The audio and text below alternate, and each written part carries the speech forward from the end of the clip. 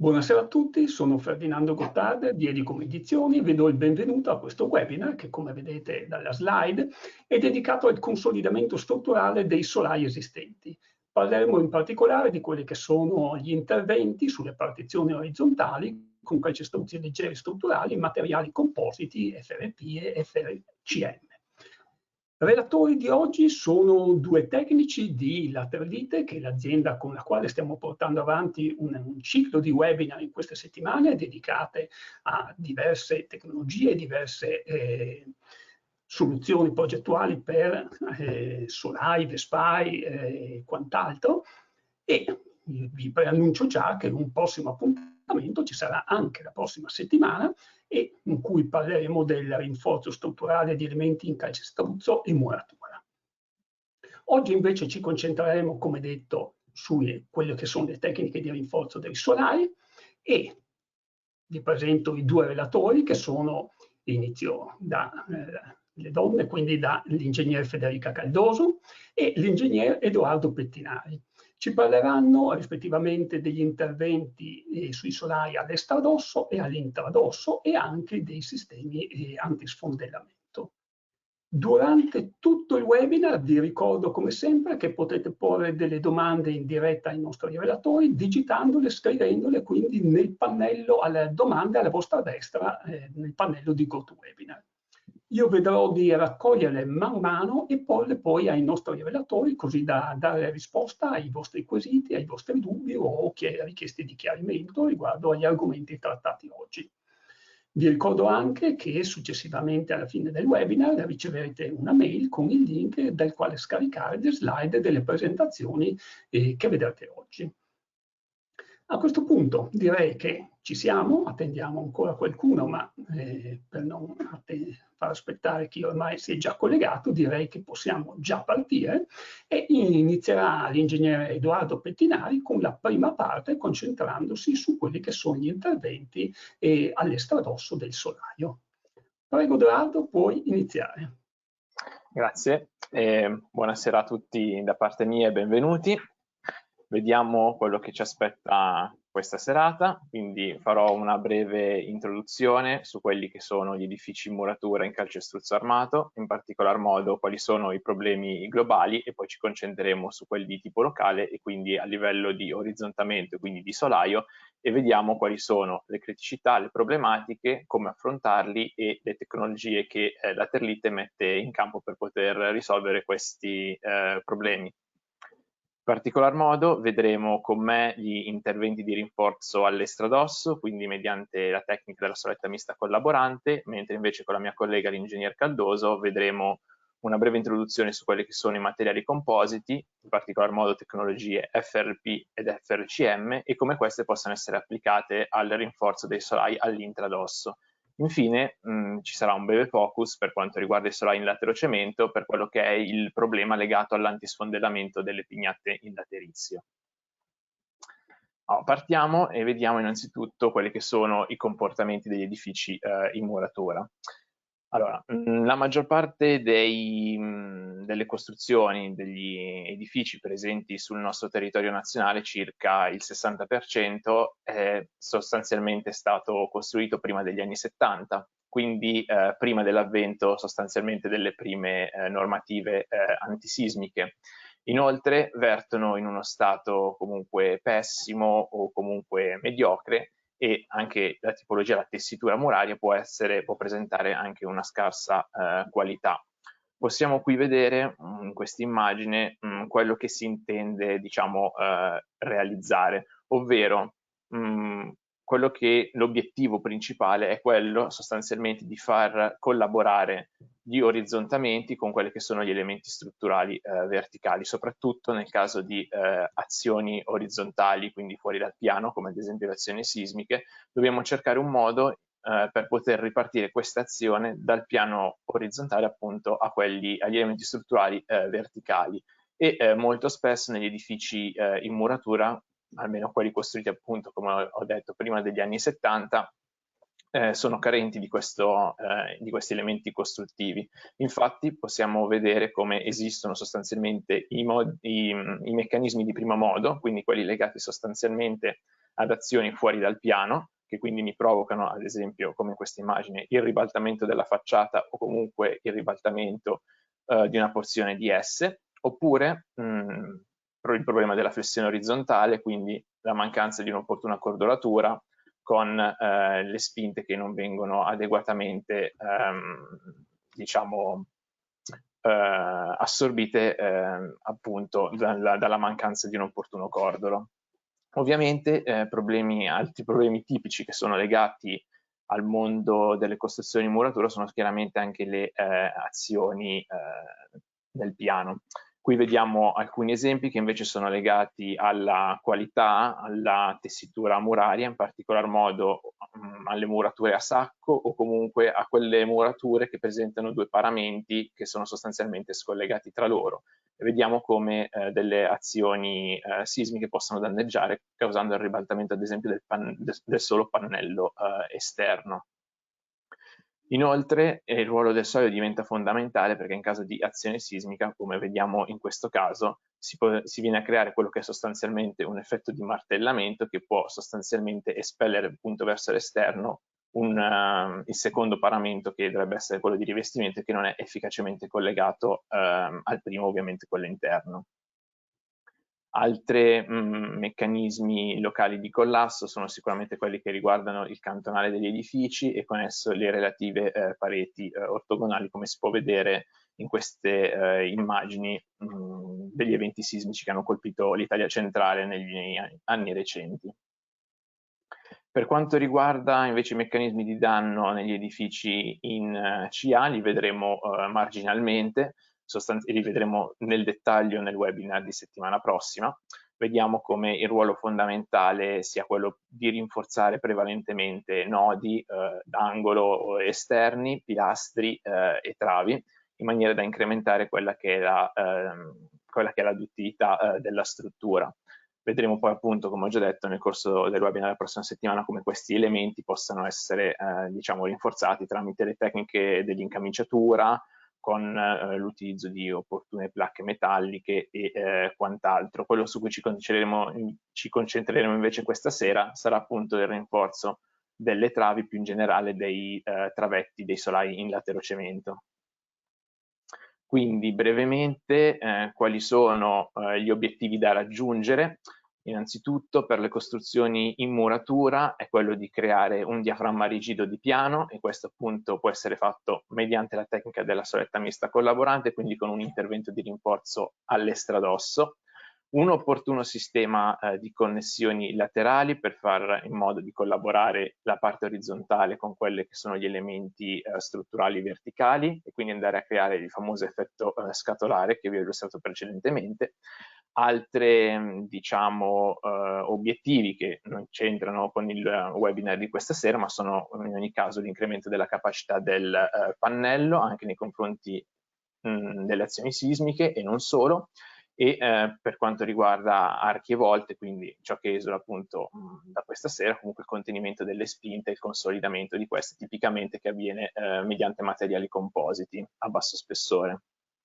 Per quanto riguarda le costruzioni in calcestruzzo, come ho già anticipato poco fa, ci concentreremo questa sera solamente su quello che è il rinforzo a flessione dei travetti dei solai in laterocemento.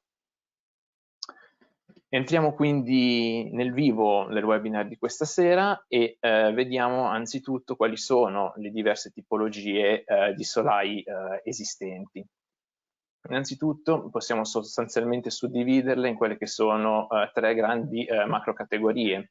Quindi la prima, che è rappresentata dai solai in legno, in semplice orditura, quindi semplicemente con la presenza di travetti che si sviluppano lungo una sola direzione e chiusi da un opportuno tavolato o assito o ligneo oppure in pianelle in cotto, come mostra quest'altra immagine, e i solai a doppia orditura, quindi dove abbiamo sostanzialmente un sistema di travi principali di dimensioni sostanzialmente più grandi, con interassi maggiori che coprono anche luci piuttosto cospicue e un sistema di travetti secondari che appunto corrono ortogonalmente a quelle principali.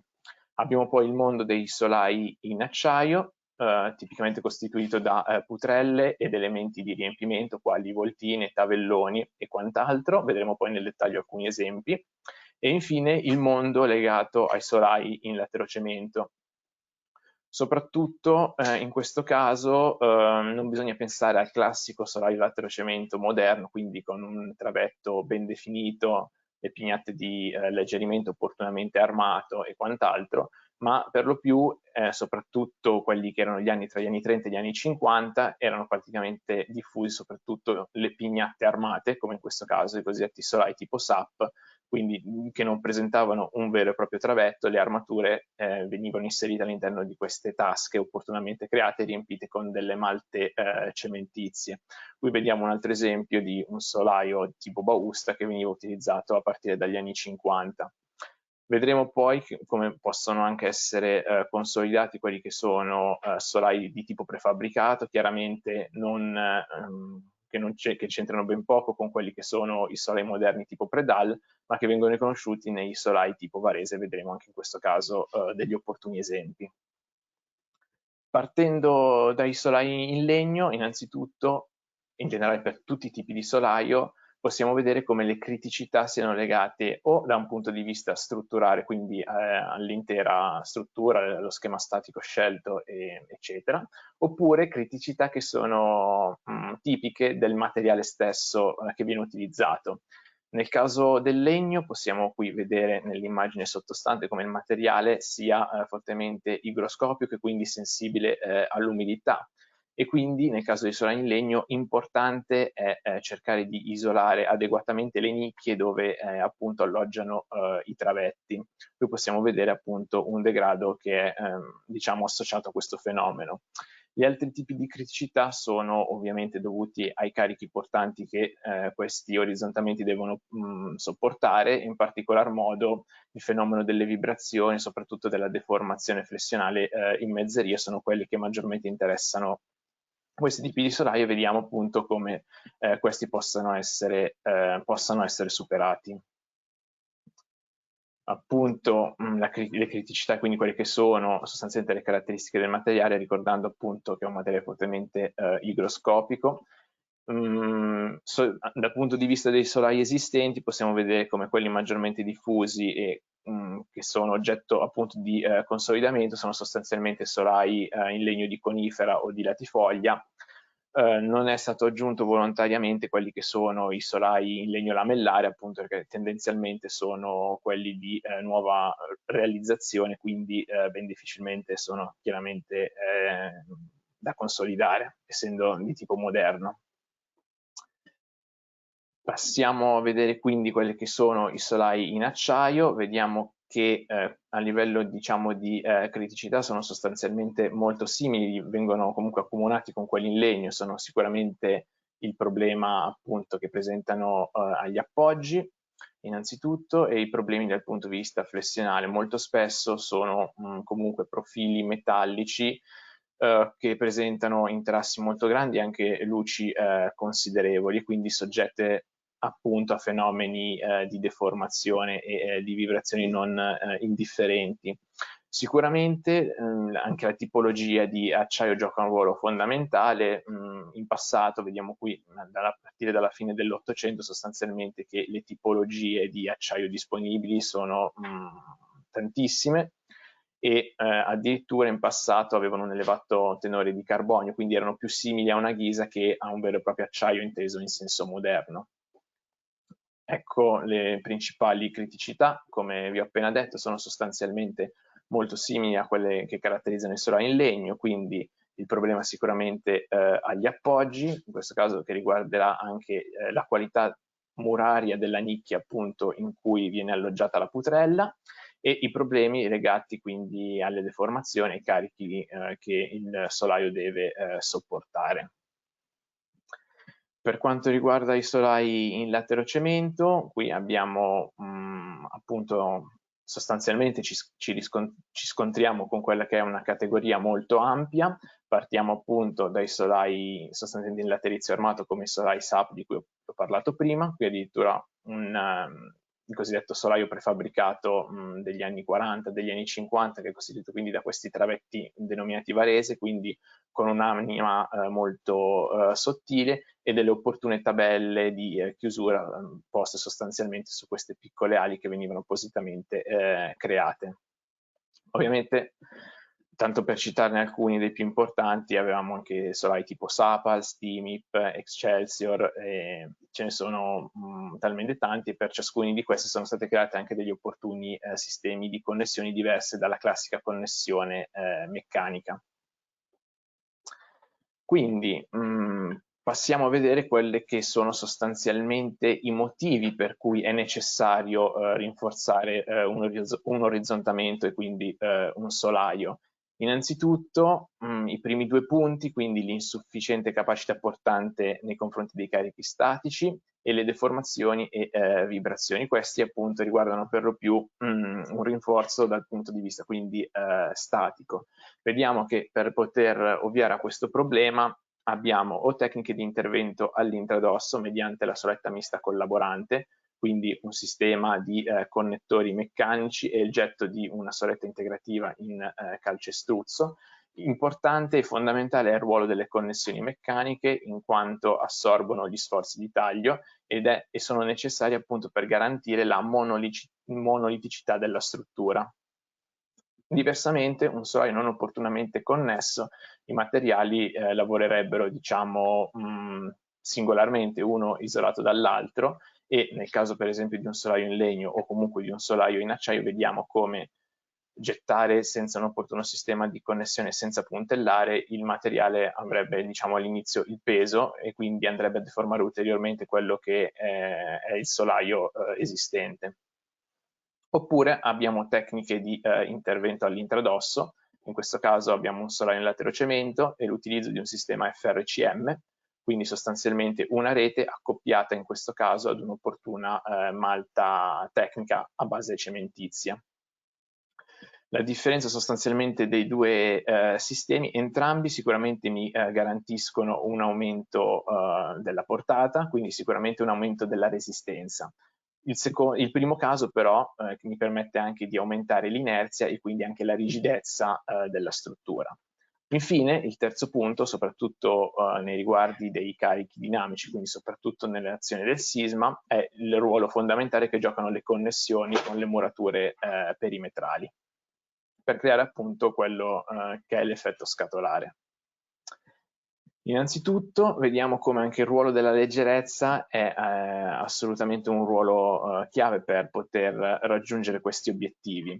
Vediamo che l'utilizzo di opportuni materiali alleggeriti, come ad esempio i calcestruzzi a base di argilla espansa, possono portare ad una riduzione del peso fino al 40% in termini mantenendo le stesse prestazioni di una soluzione tradizionale, quindi un calcestruzzo tradizionale, e anche l'utilizzo di un opportuno massetto sottofondo porta impianti. Vediamo come la scelta di ricadere anche in un materiale alleggerito comunque è un beneficio. Vediamo appunto qui quella che è una sensibile differenza, innanzitutto perché posso guadagnare ulteriori carichi che sono necessari da aggiungere alla struttura perché così si è deciso in fase di progetto, oppure anche senza andare a guadagnare quegli altri carichi che ci servono, semplicemente avere a disposizione meno peso significa andare chiaramente a incidere meno sulle fondazioni. Stessa cosa anche nei confronti di un'eccitazione sismica, vediamo come lo spostamento è chiaramente, avendo meno inerzia, appunto, abbiamo uno spostamento minore, quindi andiamo a ridurre quello che è l'effetto pendolo durante una sollecitazione di tipo sismico. E il terzo punto appunto è quello che riguarda il collegamento dei solai appunto con le murature circostanti, quelle che sono le pareti sismoresistenti verticali. Vediamo come un'azione sismica in questa direzione, appunto, come ho già anticipato precedentemente, crea un effetto di martellamento, quindi potrebbe, diciamo, far scorrere fuori, far uscire il travetto dalla propria nicchia, oppure creare un fenomeno per cui si ha sostanzialmente un'espulsione della muratura circostante verso l'esterno. vedremo verso la fine del mio intervento come uno dei sistemi di laterlite che viene proposto è quello del perimetro forte, quindi con l'adozione di opportuni connettori, sostanzialmente andando a creare un cordolo piatto con questo tipo di connessione, è possibile appunto evitare questi tipi di fenomeni. In passato, per esempio in quella in muratura, venivano ad esempio sostituiti interamente i solai magari in legno con solai in laterocemento con dei cordoli che però non erano opportunamente collegati. In questo caso vediamo appunto una muratura a sacco. È chiaro che un'azione sismica in questa direzione, come ho fatto vedere precedentemente, sostanzialmente mi crea comunque l'effetto di martellamento e quindi la possibile espulsione della mura del paramento esterno che costituisce appunto la parete verticale. In passato venivano anche utilizzate sostanzialmente quelle che erano delle nicchie e l'armatura cosiddetta coda di rondine. Questo venivano realizzati con un certo interasse, quindi erano sostanzialmente degli interventi puntuali. Questo comunque crea comunque dei problemi, in quanto comunque abbiamo del calcestruzzo armato che come elemento chiaramente ha una rigidezza diversa rispetto a quello che è la muratura circostante, quindi anche in questo caso non è un intervento particolarmente idoneo. Vediamo ora nel dettaglio quelle che sono le tecniche di rinforzo all'estradosso mediante la tecnica della soletta mista collaborante. Quindi abbiamo un opportuno sistema di connessione, in questo caso meccanico appunto per gli sforzi di taglio. La soletta collaborante, in questo caso con uno dei nostri calcestruzzi alleggeriti e la rete elettrosaldata. In più possono appunto, come ho già detto prima, essere realizzati dei sottofondi, dei massetti portaimpianti anch'essi alleggeriti che, come ho già detto prima, i benefici che portano è una riduzione chiaramente di peso a parità di prestazione con i materiali di tipo tradizionale. Questo invece è il nostro sistema perimetro forte. Quindi, per quanto riguarda i calcestruzzi alleggeriti, prima di vedere quali sono appunto quelli che la Terlite mette a disposizione per questo tipo di rinforzi, vediamo un attimo di contestualizzarli, di quello sostanzialmente che dice le NTC 2018 e la relativa circolare. Innanzitutto vediamo qui sulla sinistra quelli che sono i calcestruzzi tradizionali, mentre invece nella tabella di destra quelli che sono i calcestruzzi con aggregati leggeri, così definiti appunto dalla normativa. Sostanzialmente appunto la L indica appunto che sono appunto calcestruzzi leggeri. Possiamo vedere che a livello di prestazione, per esempio scegliendo la C2025 e la C2022, sostanzialmente sono pressoché identiche, in quanto quando andiamo a progettare una struttura, quello che ci interessa è la resistenza cilindrica, quindi l'FCK, che conseguentemente diventa l'FCD in fase di progetto a seconda appunto degli opportuni coefficienti che la normativa ci permette di applicare. L'unica differenza riguarda sostanzialmente la resistenza cubica, dove sostanzialmente per quelli tradizionali abbiamo un rapporto tra le due resistenze che è pari a 0,83, mentre invece nei calcestruzzi alleggeriti è poco superiore a 0,9, da qui appunto la differenza. Ma in termini di prestazioni appunto scegliere un calcestruzzo alleggerito o uno tradizionale, una volta che l'FCK è pressoché identico, stiamo andando a fare sostanzialmente la stessa operazione. Quelle che sono qui cerchiate non sono casuali, ma sono quelle che l'NTC individuano come le classi minime da poter utilizzare nei confronti della progettazione contro il sisma. Quindi per quelli tradizionali è la classe C2025, per quelli alleggeriti viene identificata nella LC2022.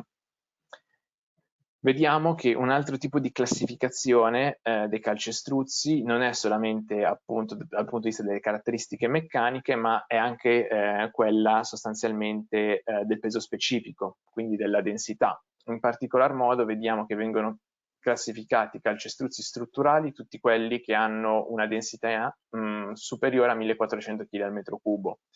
Discriminante tra quelli tradizionali e quelli alleggeriti è la soglia dei 2000 kg al metro cubo.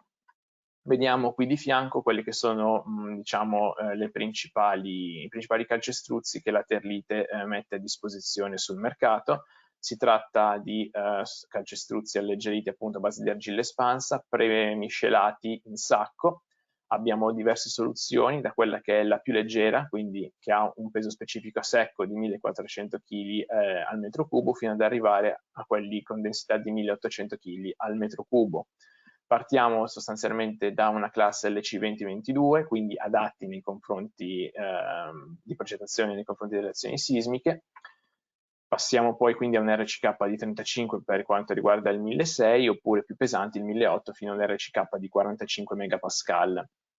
Tra tutte quelle disposizioni ve ne è uno particolare, il calcestruzzo centro storico, che sostanzialmente dal punto di vista della densità, quindi circa 1500, quindi è una via di mezzo tra il 1400 e il 1800, ha un RCK di 28 ed è stato studiato ad hoc appunto per permettere poi la posa diretta della pavimentazione, quindi da utilizzare in quegli ambienti appunto dove abbiamo a disposizione scarsi spessori e comunque non possiamo andare a realizzare sopra per ovvi motivi di spazio ulteriori massetti e quant'altro.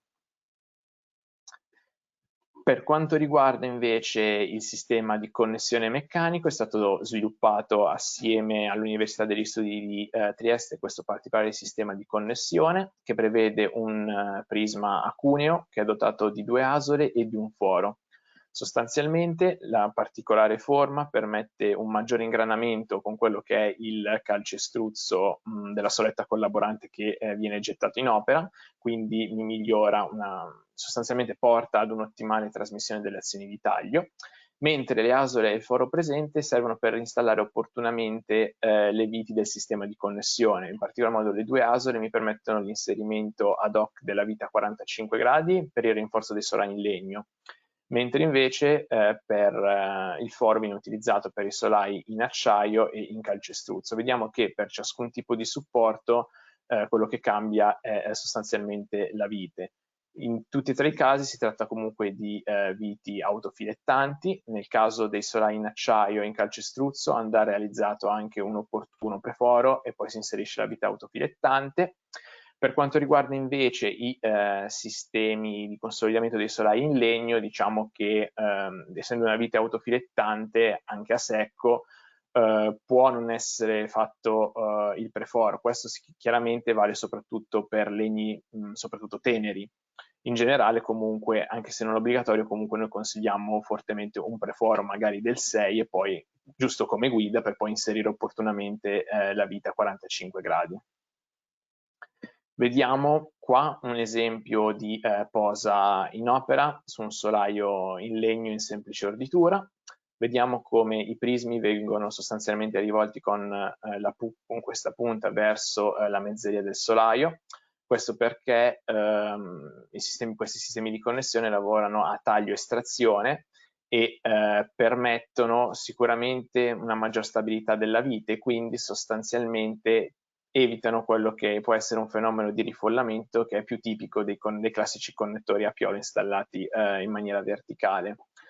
Prima chiaramente della posa del calcestruzzo e quindi anche del sistema di connessione bisogna ricordare di stendere un'opportuna membrana traspirante appunto che non permette il percolamento dell'acqua del getto proveniente dal getto di calcestruzzo alleggerito, ma al tempo stesso essendo traspirante e comunque permette il passaggio del vapore.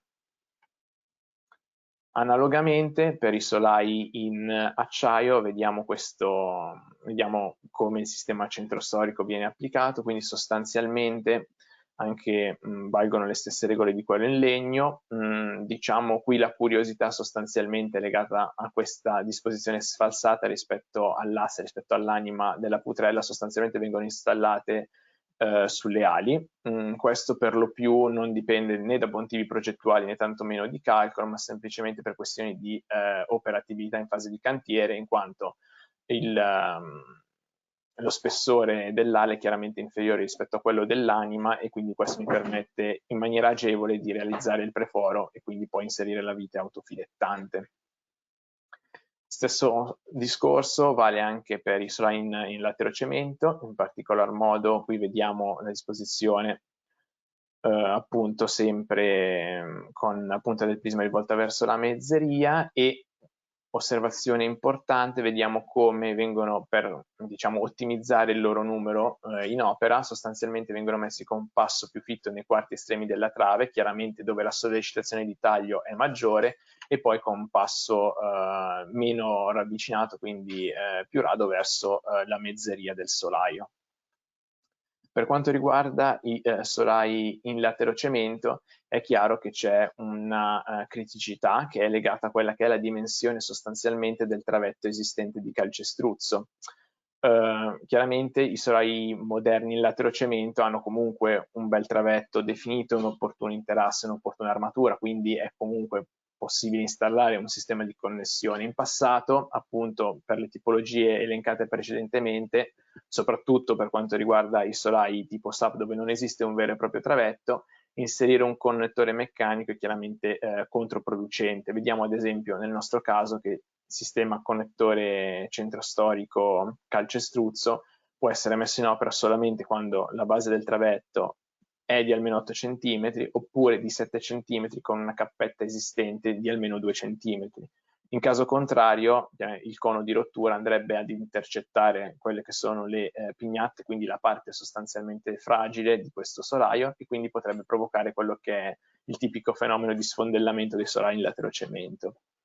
Per ovviare quindi a questa serie di problemi, con il Politecnico di Milano è stata studiata una soluzione sostanzialmente che prevede l'utilizzo di del cosiddetto connettore centrostorico chimico, quindi sostanzialmente una resina epossidica bicomponente che viene estesa in maniera uniforme su tutta la superficie del solaio e che ha esattamente le stesse caratteristiche di una connessione meccanica, in quanto è quella appunto di trasferire le azioni di taglio. Questa particolare resina può essere messa in opera, come vediamo in questo caso, con appunto un pennello a rullo, chiaramente a pelo corto, oppure con un'opportuna lancia a tramoggia collegata ad un opportuno compressore. Vediamo qui appunto l'esempio con anche il video. Chiaramente trattandosi di una resina epossidica comunque ha dei tempi di apertura, in questo caso è circa di un'ora, che chiaramente varia in base alla stagione in cui andiamo a posare questo tipo di connettore, quindi nei mesi estivi avremo un po' meno tempo, nelle stagioni invernali avremo chiaramente a disposizione un maggior minutaggio.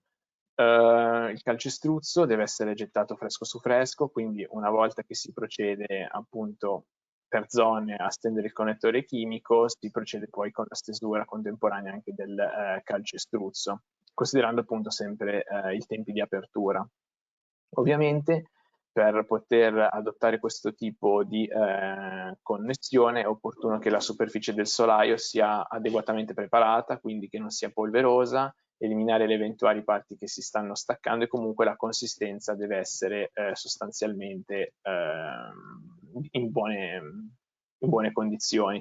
Quindi in quei casi in cui non è possibile garantire questo, o si procede con un opportuno primer che ha la funzione di consolidare dal punto di vista meccanico la cappetta esistente, quindi poi si procede con il connettore chimico e il getto di calcestruzzo, altrimenti è consigliabile diciamo, rimuoverle, quindi procedere con il connettore chimico sostanzialmente sul laterizio nudo. Ricordo infatti che con la campagna di sperimentazione attraverso il Politecnico di Milano abbiamo visto che questo tipo di connessione può essere adottato sia su solette piene, sia sulle sezioni sostanzialmente senza la cappetta iniziale, oppure appunto su solaio in laterizio nudo. Concludo ricordando quello che è il sistema perimetro forte, e quindi sostanzialmente quello che deve essere il collegamento del solaio con le pareti esterne perimetrali per creare il cosiddetto appunto effetto scatolare, strettamente importante appunto per le azioni di tipo sismico. Sostanzialmente è stato studiato, in questo caso in collaborazione con l'Università di Bergamo, un opportuno connettore che ha questa particolare conformazione, che permette l'inserimento del sistema di correnti che va a completare quello che è appunto il sistema denominato perimetro forte, presenta una dima opportunamente inclinata a 45 gradi che mi permette appunto di eseguire ad hoc quello che è il foro per l'inserimento di questo spinotto, e una volta eseguito il foro si va sostanzialmente ad iniettare quello che è l'ancorante chimico. Nel caso di murature particolarmente disomogenee è consigliato anche l'adozione di una guida, di una bussola metallica, quindi una volta sostanzialmente eseguito il foro viene poi appunto inserita questa bussola, l'ancorante chimico, si inserisce lo spinotto e poi con il serraggio meccanico si chiude il sistema. Possiamo quindi qui vedere quello che è sostanzialmente un esempio di posa su un solaio in laterocemento, quindi abbiamo i connettori meccanici centrostorico, i connettori perimetrali, il sistema di correnti, appunto, che corre lungo il perimetro, in queste cavità che sono state studiate appositamente per permettere anche quelle che sono la lunghezza di sovrapposizione dei ferri. Si va sostanzialmente da un minimo di Φ12 fino ad un massimo di Φ16, la rete elettrosaldata e infine chiaramente verrà gettato l'opportuno calcestruzzo alleggerito. Con appunto questo prisma si va a creare sostanzialmente quello che è un cordolo piatto fino, diciamo, a partire da un'altezza minima di 6 cm. Io ho concluso e lascio la parola a Federica che Sì, prima introdurrà. di chiamare Sì, in causa Federica, ti faccio solo alcune domande, poi completiamo magari sì, il ok. resto delle domande alla fine anche dell'intervento di Federica, Ok. però magari diamo già qualche chiarimento. E abbiamo visto che in particolare i sistemi di connessione centro-storico sono orientati verso la mezzeria del solaio. E qual è il Esatto. motivo di questo orientamento? Sì, come ho detto prima, allora, innanzitutto, per quanto riguarda il solai in legno, appunto con le opportune guide serve per inserire esattamente la vite a 45 gradi. Inoltre è un sistema che lavora a taglio e estrazione e quindi questo, diciamo, si rende necessario per questo, sostanzialmente per questi motivi. Il distanziamento dei connettori deriva da un calcolo? Esatto, questo sì, chiaramente in base ai carichi di progetto e alla tipologia di solaio è possibile diciamo, calcolare quello che è il passo in base sostanzialmente al taglio, all'appoggio che viene ridistribuito appunto per i sistemi di connessione. Quindi tanto più si ha un solaio in buone condizioni, già di per sé il numero di connettori sarà magari inferiore al, diciamo dipende comunque, ecco, una risposta certa ecco, non si può dare, diciamo che tendenzialmente l'ordine di grandezza su cui ci basiamo per delle stime è di circa 8 connettori al metro quadro. Questo diciamo che vale per tutte e tre le tipologie di solaio, poi con un calcolo più preciso è chiaro che questo può essere affinato. Ricordo che comunque sul nostro sito sono appunto disponibili software per il calcolo dei connettori, quindi per ogni tipo di soluzione è possibile trovare la miglior soluzione. Ecco.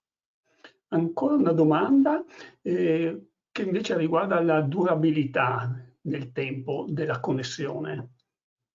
Ok, penso si riferisca al connettore chimico, immagino.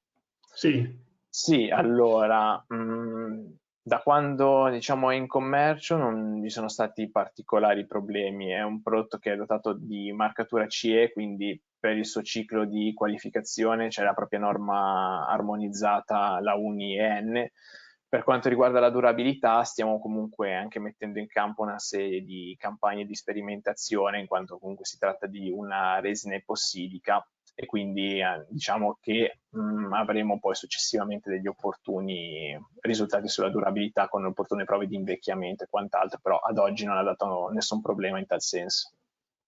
allora ci chiedono, hai fatto cenno al programma di calcolo, ci chiedono nel sito ma è scaricabile gratuitamente? Sì, abbiamo delle versioni pubbliche, sono sostanzialmente tre Excel che funzionano con le macro e appunto per il calcolo dei solai in legno, in acciaio e in laterocemento.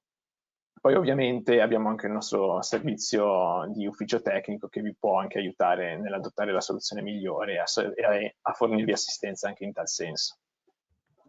Benissimo, allora direi magari di non fare aspettare troppo Federica.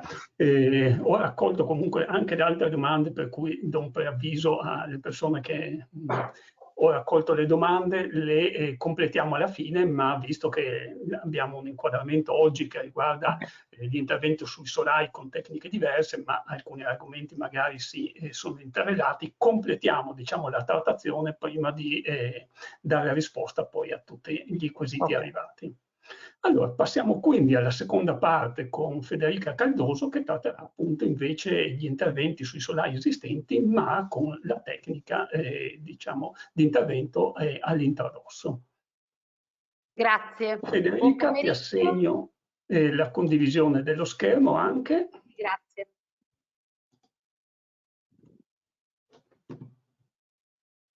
Eccoci qua. Buon pomeriggio, benvenuti in questa seconda parte del webinar, dove vedremo chiaramente, dopo aver visto quelle che sono le tecniche di intervento all'estradosso, vedremo quelle che saranno poi le tecniche di intervento all'intradosso, non solo per quanto riguarda il rinforzo, quindi vedremo sistemi con materiali compositi quali sistemi FRP e sistemi FRCM, ma vedremo anche quelle che sono le tecniche in realtà dei presidi antisfondellamento, quindi non rinforzo ma presidio. Chiedo scusa, qualcuno ha il microfono aperto? Sento un sottofondo. Oh, no. Sì, forse è il tuo microfono che è aperto. Vediamo. Disattiviamo, ma... Ok, adesso non lo sento più, grazie. Allora, torniamo a noi, quindi vediamo quali sono i materiali compositi. In realtà partirò da un concetto, diciamo, che va oltre sistema FRP o sistema FRCM, cioè vediamo che cosa sono in generale i materiali compositi. I materiali compositi sono costituiti da due fasi. Una fase omogenea, che ha il compito di trasferire le tensioni, e una fase discontinua, che ha il compito di prendersene carico. Quindi da una parte la matrice che trasferisce le tensioni dal supporto che sto andando a rinforzare alla fibra e dalla fibra che se ne prende carico. Adesso entriamo nel dettaglio e vediamo che cosa sono i sistemi FRP. È evidente che i sistemi FRP sono quelli più conosciuti, soprattutto sono quelli che sono stati maggiormente utilizzati soprattutto dopo il sisma L'Aquila. I sistemi FRP sono costituiti dall'abbinamento di una fibra, ci sono tanti tipi di fibre, ma quella che è stata maggiormente utilizzata è la fibra in carbonio che vediamo nell'immagine, abbinato ad una matrice organica. Tenete bene in mente questo termine perché ci tornerà utile poi per capire la differenza tra un sistema FRP e un sistema FRCM.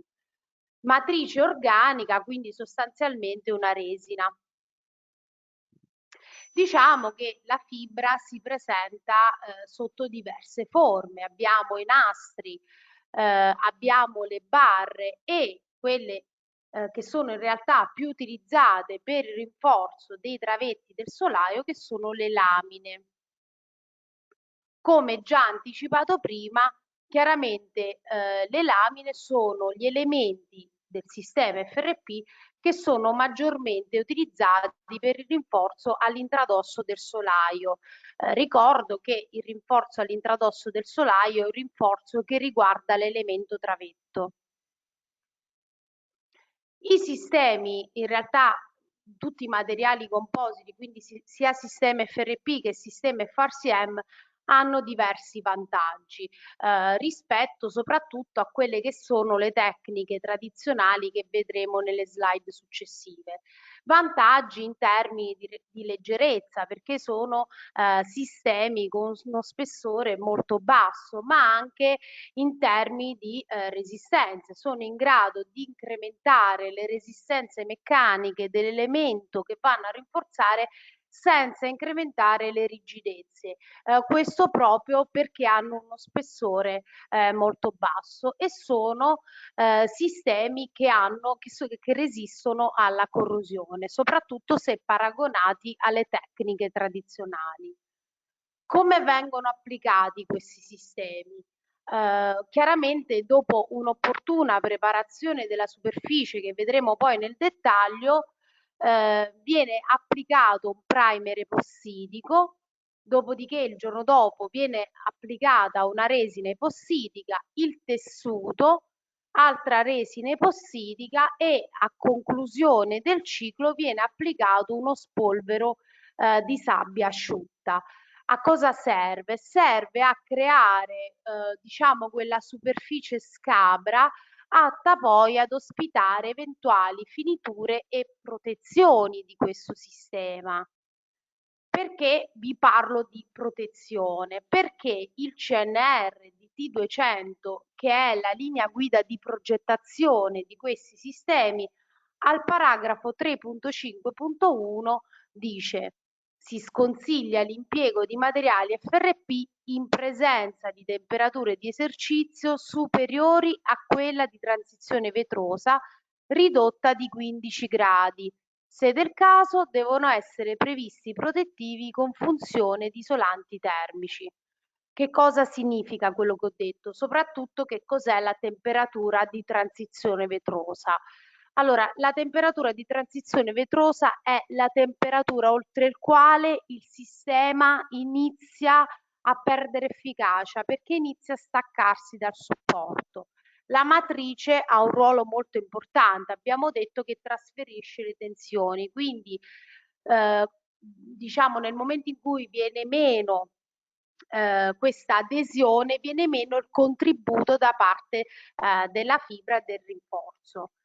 Quindi detto ciò, che cosa ci sta dicendo il CNR? Ci sta dicendo prendi quella temperatura di transizione vetrosa dichiarata in scheda tecnica e riducila di 15 gradi.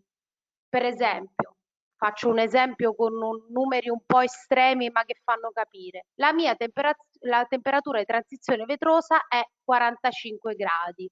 A questi 45 gradi ce ne tolgono 15 perché me lo dice la CNR, ne restano 30. Quella sarà la tua temperatura di esercizio. La superi? Bene, allora devi andare a proteggere il rinforzo. Questa non è l'unica criticità di un sistema FRP, perché in realtà, oltre alla scarsa resistenza alle medie temperature, è un sistema che non resiste a fuoco, è un sistema addirittura classe E di reazione a fuoco. Inoltre è un sistema che perde di efficacia, ma che proprio non aderisce in presenza di umidità, quindi su superfici umide. È un sistema che diciamo è impermeabile e questo lo vediamo soprattutto, faccio una piccola parentesi, nelle volte. È un problema questo delle volte quando vengono rinforzate. Perché? Perché se ho un affresco, nel momento in cui il vapore sale, incontra l'affresco, lo supera, incontra il rinforzo, non lo riesce a superare perché assenza di permeabilità al vapore, quindi torna indietro e si crea quella sorta di condensa che rovina l'affresco, come vedete da queste immagini.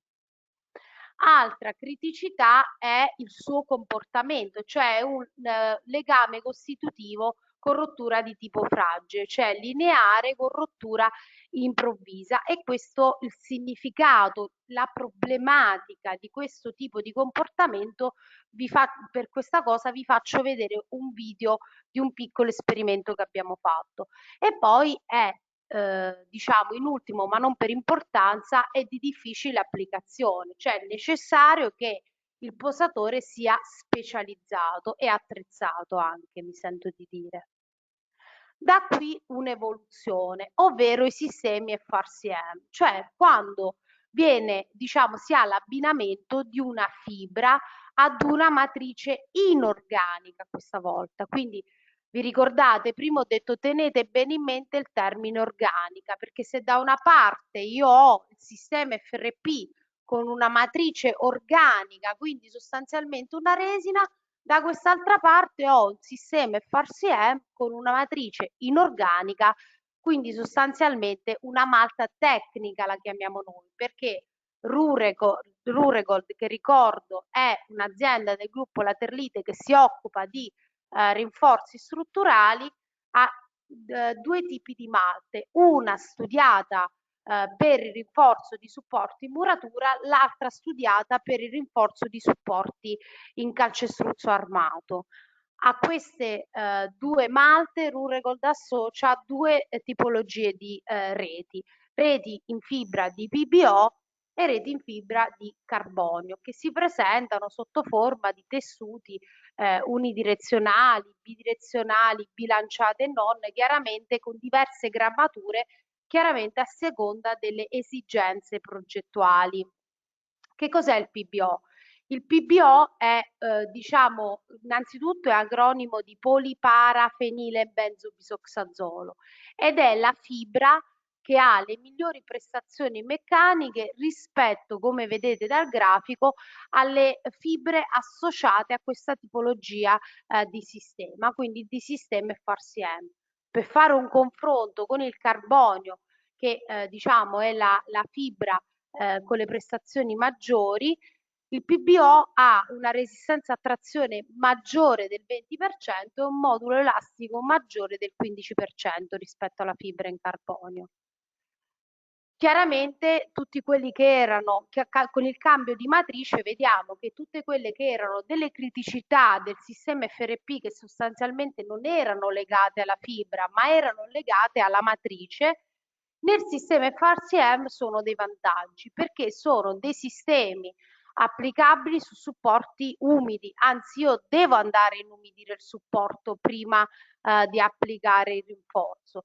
È un sistema che resiste a fuoco, è classe A2 di reazione a fuoco, ha una buona resistenza alle elevate temperature, parliamo di 550 gradi. Qui si aggiunge un ulteriore vantaggio, cioè una elevata resistenza ai cicli di gelo e disgelo. È un sistema permeabile a vapore perché ho solo la matta tecnica e la rete, quindi non ho resine. A tossicità, che è un altro vantaggio che si introduce col cambio di matrice, e un sistema di semplice posa. Vedremo poi che il sistema sostanzialmente, nonostante comunque una tecnologia avanzata, si applica come una retina porta intonaco. È un sistema che ha un comportamento post fessurazione di tipo duttile, quindi vedete legame costitutivo completamente diverso rispetto a quello che abbiamo visto prima, ma come vedete da questo grafico anche la scelta della rete è importante, perché il confronto di questi due sistemi vedono il PBO come una grammatura più bassa, cioè abbiamo messo a confronto due sistemi dove qui il carbonio ha una grammatura addirittura più alta, qui il PBO una grammatura più bassa, ma nonostante tutto chiaramente c'è una differenza importante. È un sistema reversibile, molto veloce perché viene applicato fresco su fresco. Qui vi parlavo prima di un esperimento, un piccolo esperimento che abbiamo fatto. Da una parte, quindi questo è un cilindro in calcestruzzo confinato con un sistema FRCM, questa è una rottura di tipo duttile, vedete, quindi ha avuto segni di cedimento prima della rottura. Nella seconda parte del video vedremo lo stesso tipo di esperimento, però qui il confinamento è stato fatto con sistema FRP e come vedete la rottura è improvvisa, chiaramente non ha avuto segni di cedimento. Questa è la differenza tra una rottura di tipo duttile e una rottura di tipo fragile. Vediamo adesso le tecniche di intervento all'intradosso. Prima avevo detto che chiaramente le tecniche di intervento tradizionali non sono con materiali compositi, ma riguardano principalmente placcaggi con carpenteria metallica oppure inserimento di rompitratta, che chiaramente hanno i loro svantaggi perché sono sistemi molto invasivi con incrementi di peso notevoli. Dall'altra parte la possibilità di fare rinforzi con materiali compositi quali sia sistemi FRP che sistemi FRCM, a confronto chiaramente ci sono solo che vantaggi, perché sono sistemi non invasivi e grazie a questi spessori molto ridotti c'è un ridotto incremento di pesi, il basso spessore come ho già detto e la conservazione delle geometrie. Quindi l'intervento è possibile farlo sia con sistema FRP, ricordiamo, è dato dall'abbinamento di una fibra con resina epossidica. Vedete qui un esempio di applicazione su solaio e legno, e qui vediamo l'applicazione delle lamine, che sono quelle che maggiormente vengono utilizzate per questa tipologia di intervento. Qui vediamo l'applicazione della resina epossidica, l'applicazione su travetto opportunamente preparato. Ricordiamo che il travetto inoltre deve essere asciutto perché, come dicevo prima, la resina non aderisce su supporti umidi. E qui chiaramente l'intervento completo. Ricordo anche che questi sistemi vanno protetti a fuoco. Un'altra tipologia di intervento chiaramente più veloce è quella con sistemi FRCM, che ricordiamo è dato dall'abbinamento di una fibra con una matrice inorganica. Prendiamo ad esempio un solaio, il laterocemento, cosa è possibile fare? È possibile fare anche in questo caso un rinforzo a flessione, come abbiamo visto prima con le lamine, ma è possibile fare anche un eventuale rinforzo a taglio, che invece con le lamine non è possibile.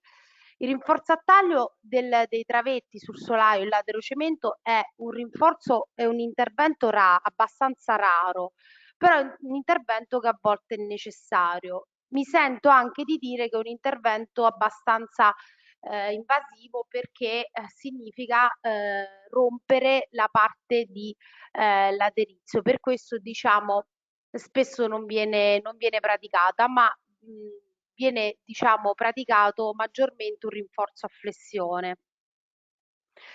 Come diciamo viene applicato il sistema FRCM? Chiaramente le prime 3 fasi riguarderanno sia il sistema FRP che il sistema FRCM. Perché? Perché si tratta principalmente di preparare il supporto, quindi asportazione e rimozione di tutte le parti incoerenti.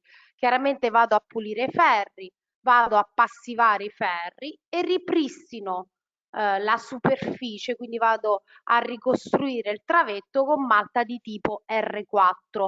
A questo punto diciamo io ho preparato il mio supporto e da questo momento in poi posso applicare sia un sistema FRP che un sistema FRCM. Chiaramente c'è una differenza di tempo, perché il sistema per applicare il sistema FRP io qui devo aspettare almeno 28 giorni. In teoria, in pratica dipende dalle temperature. Perché dico questo? Per lo stesso motivo di cui vi parlavo prima, cioè il travetto deve tirar fuori tutta l'umidità, quindi la malta deve maturare prima dell'applicazione di un sistema FRP. Invece il sistema FRCM può essere applicato già il giorno dopo, perché è una malta, quindi l'importante è che la malta di tipo R4 che utilizzo per ricostruire il travetto faccia presa, poi per il resto posso applicare il sistema. Quindi come viene applicato un sistema FRCM? Vado a inumidire il supporto, addirittura io devo avere il supporto umido, applico il primo strato di matrice 3-5 mm e poi fresco su fresco applico la rete come da progetto, chiaramente nel caso dei travetti di solito è indicato una rete unidirezionale. Applico il secondo strato di malta che va dai 3 ai 5 mm e poi nel caso in cui il progetto sia previsto una doppia rete, un doppio strato di rete, non devo ripetere il ciclo da capo, ma vado ad applicare la seconda rete sul secondo strato di matrice, quindi matrice, rete e matrice strato di chiusura. Oltre questo devo applicare diciamo protezioni? Assolutamente no, lascio così oppure applico un'eventuale finitura, vernice e quant'altro. Quindi qui vediamo tutto il ciclo, come vi dicevo prima, quindi questa è la condizione, io vado ad effettuare la scarifica, pulizia dei ferri, vado a passivare i ferri, ricostruisco il travetto e a questo punto posso applicare il sistema di rinforzo. Mi avvio alla conclusione del mio intervento parlandovi di presidi antisfondellamento. Perché vi parlo di presidio antisfondellamento? Perché fondamentalmente la malattia che colpisce, allora in realtà lo sfondellamento del solaio riguarda solo la parte non strutturale, solo il laterizio, ma la stessa malattia che colpisce quel laterizio, chiamiamola malattia, è la stessa che colpisce la parte strutturale, ovvero il travetto. Quindi consigliamo sempre di non applicare il presidio antisfondellamento su una situazione del genere senza essere prima intervenuti sulla parte strutturale, ovvero sui travetti, perché altrimenti vada a coprire una situazione che rimane lì e può solo che peggiorare. Quindi una volta ripristinato il travetto e magari anche rinforzato, a questo punto posso applicare il presidio antisfondellamento. Il Ruregold propone il sistema X-Plaster, che è costituito dall'abbinamento di una rete in acciaio con questo cartone intrecciato abbinato ad una malta. Questi pannelli in acciaio vengono applicati ai travetti in maniera differente a seconda della tipologia di solaio, quindi tramite tassello meccanico, tramite barra filettata o quest'ultima posa tramite un filo d'acciaio che diciamo passante intorno ai ferri del travetto prima della ricostruzione del travetto. Comunque chiaramente ci sono diversi modi per fissare i pannelli. A cosa serve il cartone? Che in realtà ha diciamo ha un ruolo molto importante in realtà, ovvero quello di fungere da cassero a perdere. Perché? Perché mi permette, non so se da questa immagine è ben visibile, di applicare il sistema antisfondellamento senza riempire i vuoti esistenti, perché appunto quando poi viene applicata la malta che viene o spruzzata o tramite americana non permette il passaggio, quindi quei vuoti non vengono riempiti dalla malta. E questo diciamo è un grande vantaggio, soprattutto in termini economici, ma anche di velocità di cantiere. Diciamo che questo sistema, oltre a la malta è leggera e fortemente adesiva, ha ritiro compensato e traspirante, ma il sistema nel suo complesso ha diversi certificati, ovvero a carico distribuito di 300 kg al metro quadro, cioè significa che il solaio può continuare a sfondellarsi perché tanto il sistema regge fino a 300 kg al metro quadro, carico puntuale di 50 kg in qualsiasi punto, quindi che significa che per esempio posso appendere in qualsiasi punto del sistema X-Plaster un lampadario ad esempio di 50 kg. Resistenza a fuoco, parliamo di REI 240, è all'appendimento. Che significa all'appendimento? Questo è un sistema che va, diciamo, non abbassa l'altezza utile del locale perché va in aderenza. Quindi all'appendimento significa che a volte c'è stato chiesto di applicare questo sistema diciamo un po' più basso per il passaggio degli impianti ed è stato certificato quindi anche all'appendimento. Come viene applicato questo sistema? Diciamo che viene effettuata, soprattutto se è importante diciamo il certificato REI 240, la valenza, il certificato REI 240, la sigillatura antifuoco, chiaramente lungo tutto il perimetro del solaio. Faccio una piccola nota, tutti i disegni che vedete sono dei DVG che trovate sul nostro sito ruregold.it. Poi, quindi dopo diciamo, questo passaggio vengono posati i pannelli come vi dicevo prima, il sistema di fissaggio è diverso a seconda della tipologia di solaio, non vengono riempiti i vuoti, va in aderenza, non abbassa l'altezza utile del locale e vengono posati in maniera perpendicolare rispetto ai travetti. Dopodiché viene applicata la malta.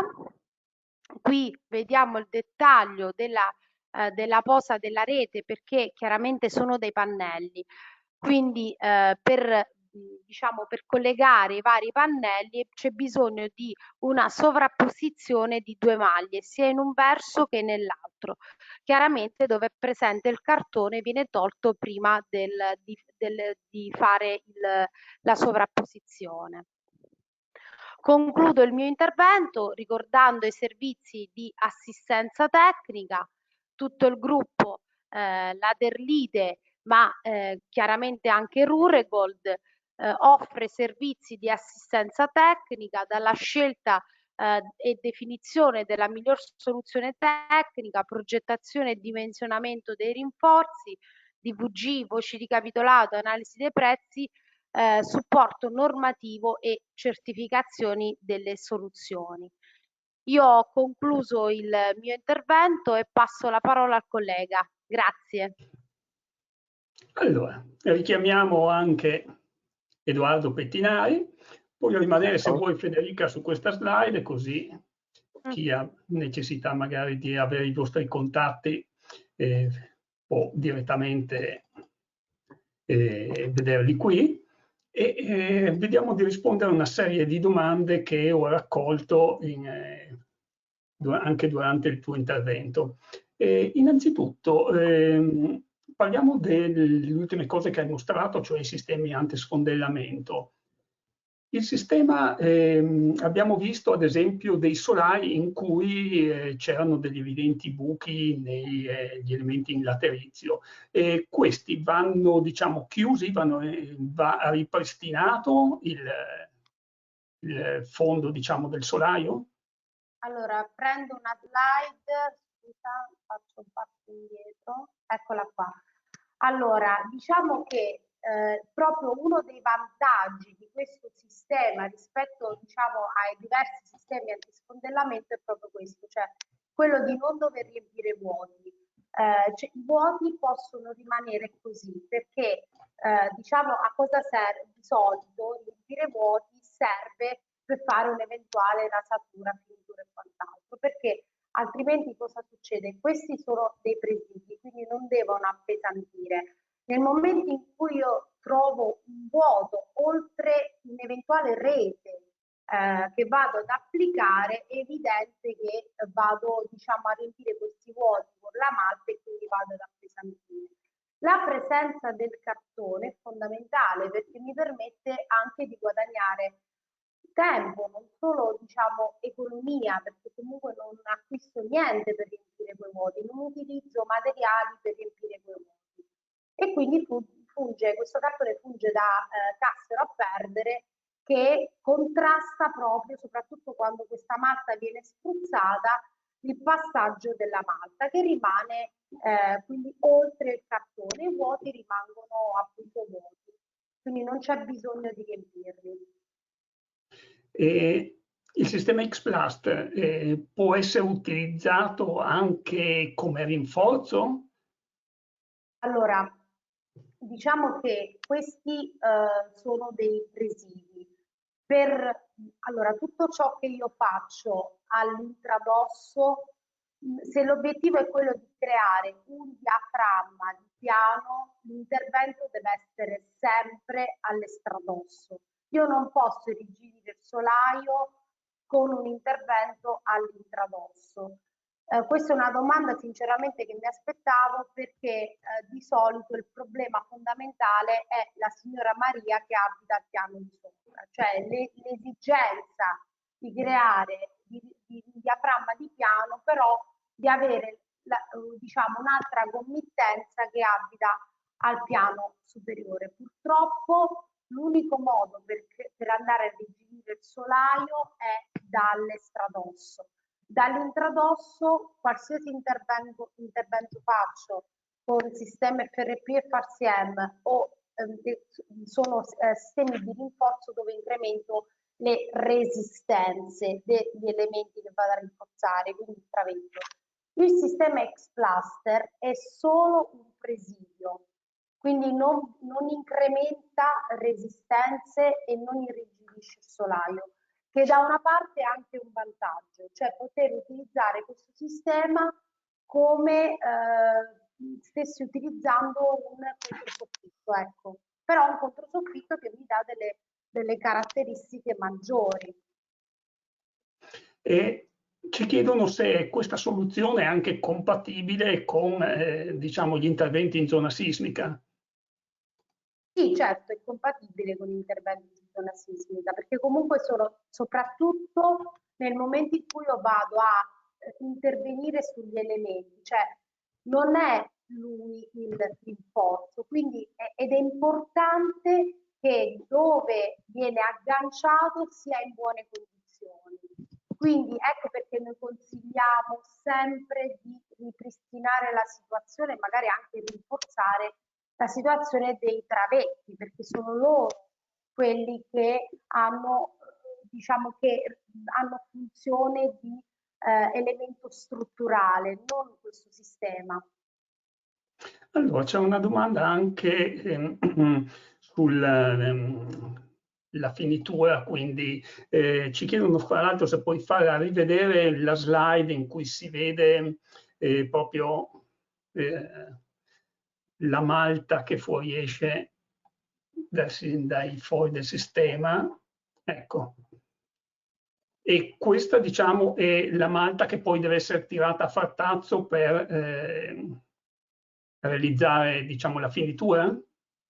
Allora, questa è la malta del pacchetto, cioè io per avere quei certificati devo mettere quella rete con questa malta, quindi per avere quei certificati che vi ho fatto vedere. Solo che questa malta può essere sia applicata con l'americana, ma anche spruzzata e successivamente rifinita. Ricordo anche, perché mi è venuto un flash con questo cantiere, che questo sistema, questo cantiere qui giù, può essere applicato sia all'interno che all'esterno. Allora, se puoi, Federica, solo avvicinare il microfono alla bocca, che ogni tanto perdiamo un po' l'audio. E dicevo che questo intervento può essere realizzato sia all'interno che all'esterno. Ecco, infatti una delle domande era proprio se questo sistema possa essere utilizzato anche nel caso, ad esempio, di interventi su balconi e terrazze esterni, quindi Sì. sempre come presidio antisfondellamento. Sì, ricordo che, peccato che non ho le foto qui, però per esempio è stata realizzata ultimamente una scuola di Milano, zona Rho, dove gli interventi sono stati realizzati proprio all'esterno. Ci sono precauzioni diverse?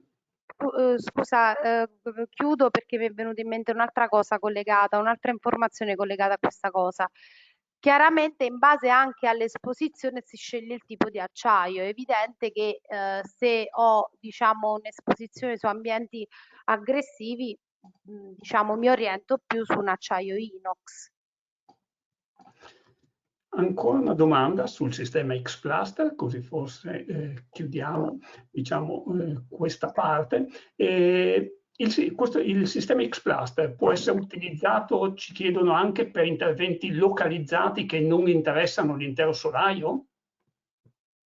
È evidente, allora mi sento di dire sì, però è evidente che ha un suo spessore, nel senso che diciamo quel pacchetto di malta ha uno spessore che va dai 2 centimetri e mezzo, quindi diciamo sono quei 2 centimetri che poi io, se la metto in una porzione di solaio, cioè io ho la mia stanza di per esempio 16 metri quadri, ne faccio solo 6 metri quadri, è evidente che io poi vedo quel dente.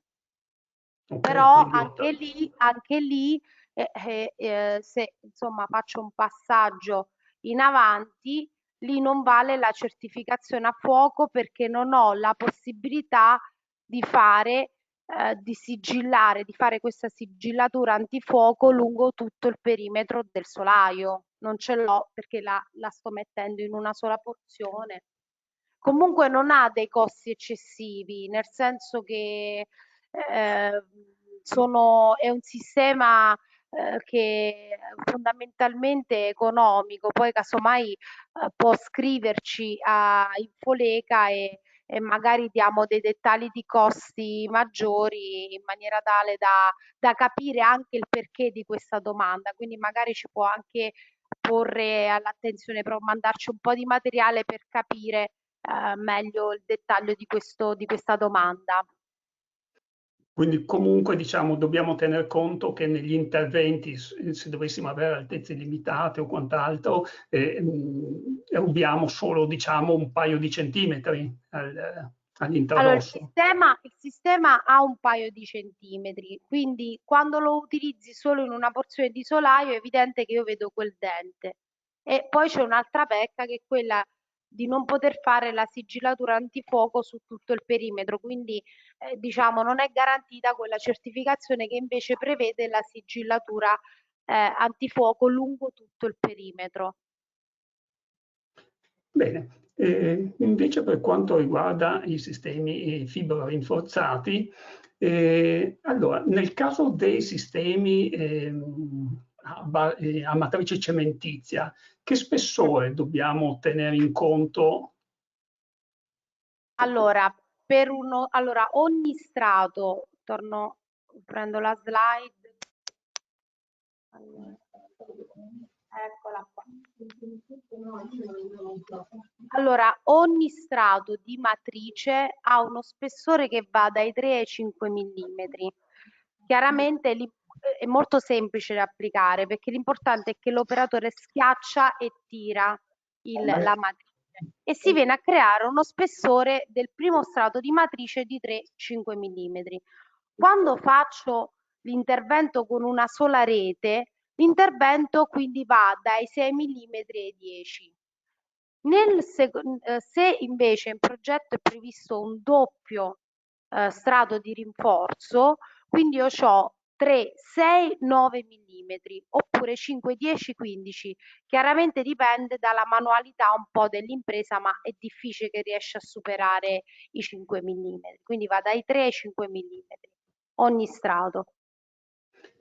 E invece riguardo l'applicazione di finiture, dobbiamo comunque, cioè uno strato di finitura o vernice o quant'altro possono essere applicate normalmente subito una volta finito l'intervento? Allora, se si parla di sistema FRCM, sì, può essere lasciata a vista. Per esempio, noi abbiamo diversi casi di ponti, questi sistemi vengono applicati anche su infrastrutture e abbiamo esempi proprio per la durabilità, avevamo bisogno di indagare sulla durabilità di questi sistemi, quindi abbiamo fatto delle ispezioni su dei ponti che addirittura erano soggetti a sali, ad acqua in esercizio e lì il sistema è stato lasciato a vista, cioè con quest'ultimo strato di chiusura. Nonostante ciò, siamo andati a fare queste ispezioni dopo 10 anni, quindi il sistema era stato applicato 10 anni fa e non ha avuto alcun problema. Diversamente posso applicare, quindi se diciamo il sistema non mi piace, visto così ha visto ho bisogno di applicarci una finitura o una vernice, posso farlo tranquillamente. Diverso è se la domanda è rivolta al sistema FRP. Il sistema FRP, dopo aver applicato l'ultimo strato di resina, prendo la slide. Dopo aver applicato l'ultimo strato di resina, io non posso lasciare la resina così perché vetrifica e tutto ciò che ci applico sopra non aggrappa. Quindi qui, una volta applicata l'ultimo strato di matrice organica, in questo caso, devo fare subito uno spolvero di sabbia asciutta. È lei che poi crea quella superficie scabra che poi atta ad ospitare finiture e protezioni. E qui diciamo qui c'è la netta differenza tra il sistema FRP e il sistema FRCM, cioè quello che deve essere protetto. protetta a fuoco e alle temperature. Invece l'altro sistema non deve essere protetto a fuoco e alle temperature. E fra l'altro avevi fatto vedere una slide in cui si vedeva l'intervento su delle travi in legno con sistemi con FRP. delle lamine in resina, resina, se non ricordo male. E in questo caso invece la protezione al fuoco significa rivestire il solaio all'intrarosso? Ti ho perso per un momento. Qual era la domanda? Chiedo scusa. Sì, avevi accennato proprio nel caso di intervento con i sistemi che utilizzano resina epossidica, quindi FRP, un intervento fra l'altro in cui si vedeva l'intradosso con delle travi in legno, che in quel caso ci dicono accennato che è necessario comunque una protezione al fuoco di questo, Sì, dell'intervento. fondamentalmente allora, questo sistema è classe E di reazione a fuoco, quindi lasciato così come lo vedete in queste immagini, spero che c'è ancora la condivisione dello schermo, Sì, mi lo confermi? vediamo. Chiaramente questo è classe E di reazione a fuoco, quindi così va protetto. Quindi A fuoco. dobbiamo, Alle temperature va fatto quel calcoletto che ci dice la CNR DT 200, che è la linea guida di progettazione di questi sistemi. Esistono diverse tecniche di protezione. Noi non le abbiamo, però tecniche di protezione alle temperature a fuoco esistono. benissimo. Allora, avevi accennato che per la posa in opera di tutti questi sistemi è necessario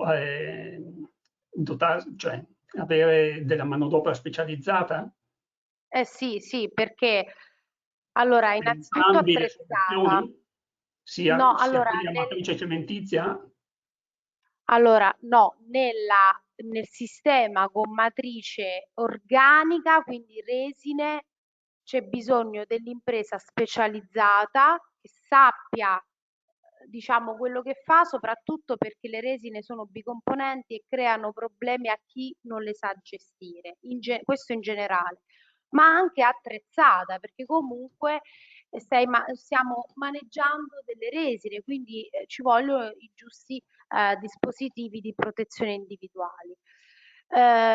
Diversamente, quando si hanno matrici inorganiche, quindi delle malte, io sto sostanzialmente maneggiando delle malte, quindi non ho bisogno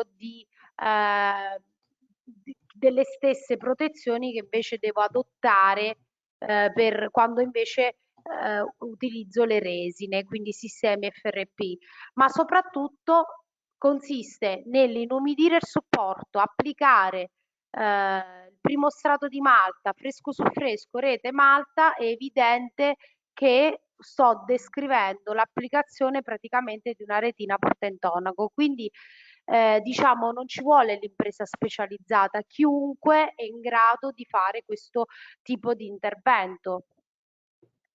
Domanda che riguarda invece anche Edoardo Pettinari, nel caso invece dell'intervento con i connettori, dobbiamo anche in questo caso avere del personale specializzato? Allora, diciamo che noi per i nostri prodotti abbiamo le relative schede tecniche con anche, diciamo, la posa, quindi esattamente le lavorazioni da poter seguire, quindi tendenzialmente no. In ogni caso, comunque, noi come Laterlite abbiamo a disposizione anche il servizio di posa, quindi con il nostro personale che può comunque aiutare e guidare delle opportune squadre che troviamo già in cantiere. Quindi in tal senso, se hanno bisogno anche di supporto, noi siamo comunque disponibili anche durante la fase di posa. Questo riguarda anche il rinforzo che abbiamo visto con me, sia FRP che FAXIM e anche antisfondellamento. Ah, benissimo. E sempre riguardo al sistema con i connettori e fra l'altro anche abbiamo visto anche il sistema per il rinforzo perimetrale, ma in quel caso c'è una domanda di un professionista: non c'è il rischio che in caso di evento sismico si possa creare comunque un moto di martellamento verso la muratura? Allora, diciamo che tendenzialmente, per esempio, quando ho fatto vedere quel particolare con il solaio in legno, chiaramente noi non andremo a inserirlo chiaramente in prossimità della testa del travetto, ma chiaramente sfalsato, quindi per esempio tra un interasse della trave e l'altro. Chiaramente il fatto di andare a creare questo diaframma rigido tende chiaramente a diminuire di molto quello che è lo spostamento, quindi l'azione che sostanzialmente insiste dal solaio sulla parete. È chiaro che un minimo comunque di questo fenomeno di martellamento si può verificare. Chiaramente questo il sistema di perimetro forte lo andiamo ad attutire notevolmente, non di certo lo facciamo scomparire. Una domanda più generale che riguarda invece immagino un po' che quello che sottende sia il rapporto costi-benefici alla fin fine, diciamo. Al di là di ci scrive un professionista, di una moltitudine di fattori, ad esempio dove l'intervento deve essere localizzato, edificio vincolato, o ad esempio altro in cui non si possa avere alternative, ma nel caso di un solaio in legno da rinforzare, qual è la decisione, diciamo, che uno strutturista deve prendere per rinforzare un solaio esistente piuttosto che demolirne e farne uno nuovo sempre in legno? Il solo costo?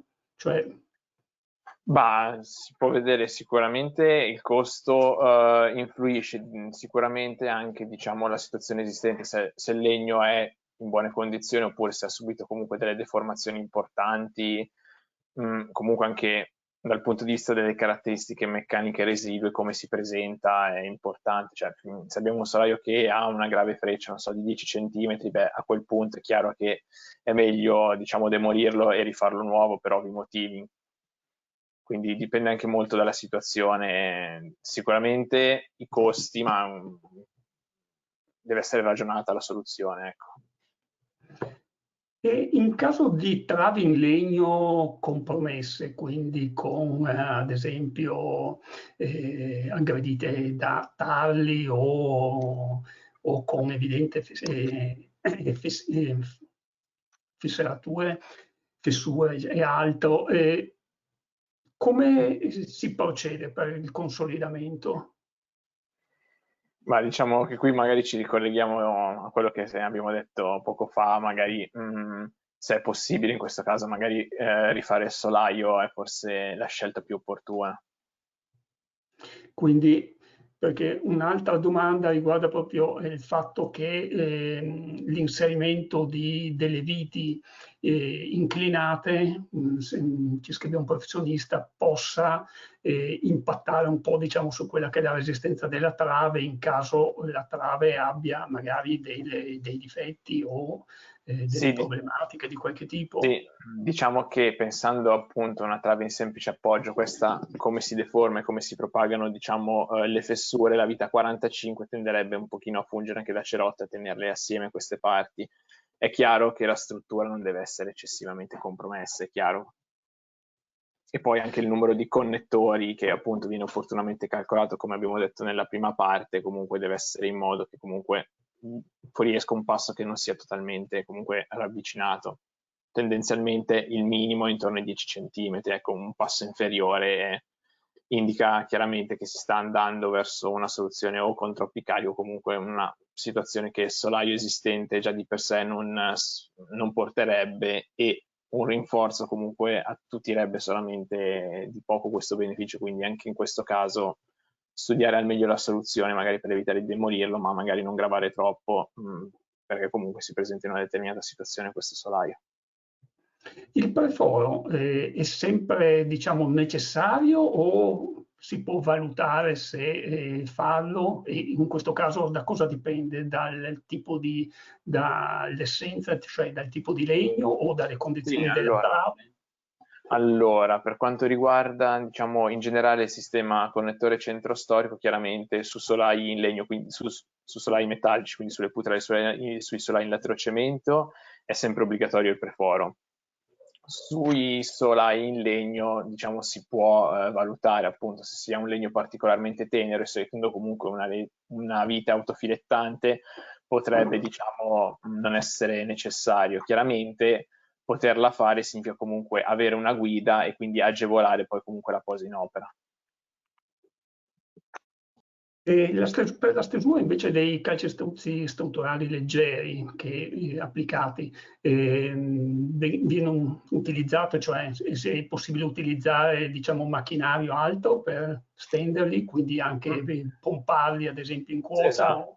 Ok, allora diciamo che, come ho detto prima, forse non mi sono soffermato più di tanto, ho detto che chiaramente i nostri calcestruzzi premiscelati possono essere tranquillamente pompati, vanno bene anche diciamo le normali pompe da sottofondo tradizionali, l'importante è che abbiano un diametro almeno di 9 centimetri, considerando appunto quello che può essere, quello che gioca il ruolo fondamentale è l'argilla espansa, quindi sostanzialmente all'eventuale formazione di grumi, quindi avere comunque un diametro di almeno del 9 aiuta in tal senso. Allora, ancora una domanda o due sul sistema X-Cluster. Ci chiede un partecipante, ma quali sono i vantaggi di X-Cluster rispetto ad un'applicazione in cartongesso, scusate, o lastra in fibrocemento? Allora, diciamo che il discorso è legato a quelle che sono le certificazioni che abbiamo fatto, cioè io con un sistema costituito da rete e diciamo, da questa malta, io ho la possibilità di avere allo stesso tempo un sistema che regge fino a 300 kg al metro quadro, che sono veramente tanti. Chiaramente diciamo, mi viene da dire quasi teorici, perché arrivare a 300 kg al metro quadro significa che praticamente il solare è venuto giù. Quindi avere una sicurezza da questo punto di vista, quindi non avere crolli futuri. Il carico concentrato, cioè 50 kg in ogni punto e un'altra certificazione che cambiamo. Il RAID 240 che comunque è un'altra certificazione molto importante, soprattutto negli uffici pubblici. Poi rispetto ad altre tipologie che comunque diciamo è da tenere in considerazione. Poi rispetto ad altre tecniche di intervento ce ne sono veramente tante. Una che secondo me è diciamo da valutare è quella, perché veramente in termini di tempo ma anche di costi un vantaggio è sicuramente il fatto di non dover riempire vuoti e cioè lo applichi in maniera molto veloce. Altra domanda, ma il sistema può essere utilizzato anche sopra l'intonaco preesistente? Sì, perché io vado ad agganciarmi ai travetti, cioè non lavoro in aderenza come il sistema FRP e il sistema FRCM lavorano in aderenza.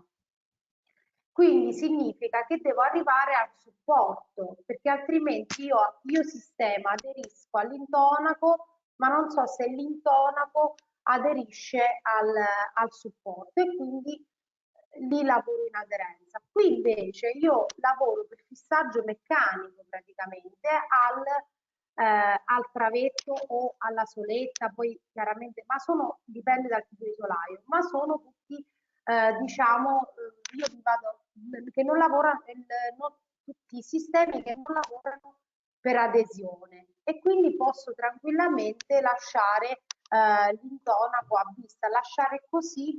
Chiaramente i travetti, ripeto, noi consigliamo sempre di verificare la condizione del travetto perché magari l'intonaco mi nasconde una situazione praticamente drammatica del travetto. Abbiamo visto in alcuni casi che diciamo apparentemente la situazione era diciamo in buone condizioni, invece poi togliendo un po' l'intonaco abbiamo visto che saltava via il copriferro, quindi comunque noi consigliamo sempre di verificare le condizioni.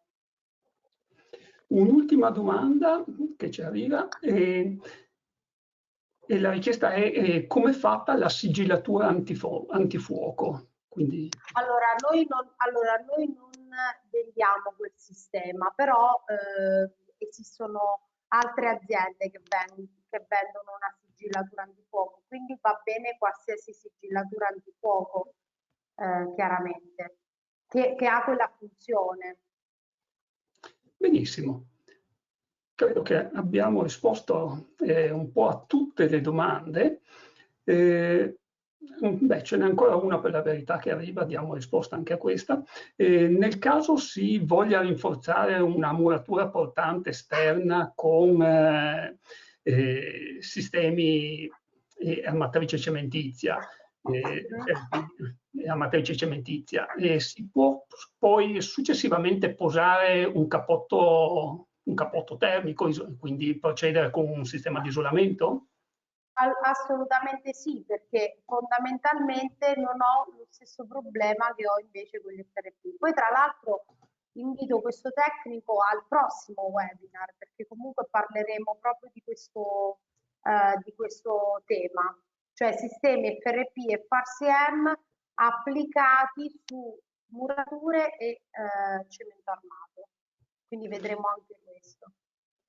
Benissimo. Infatti allora vi invito tutti anche giovedì prossimo, giovedì 29 ottobre, sempre a partire dalle 17, avremo il prossimo webinar. Fra l'altro ci saranno ospiti ancora Federica Cardoso e Edoardo Pettinari e appunto tratteremo dei rinforzi strutturali di elementi in calcestruzzo e muratura e avremo modo quindi di ritornare a approfondire anche questi ultimi aspetti di cui ha accennato adesso Federica Cardoso. A questo punto vi ricordo che riceverete le slide via mail, l'indirizzo con il quale vi siete iscritti a questo webinar. Vi ho postato anche il link se volete già iscrivervi al webinar della prossima settimana e vi auguro una buona serata e ci diamo appuntamento quindi a giovedì prossimo.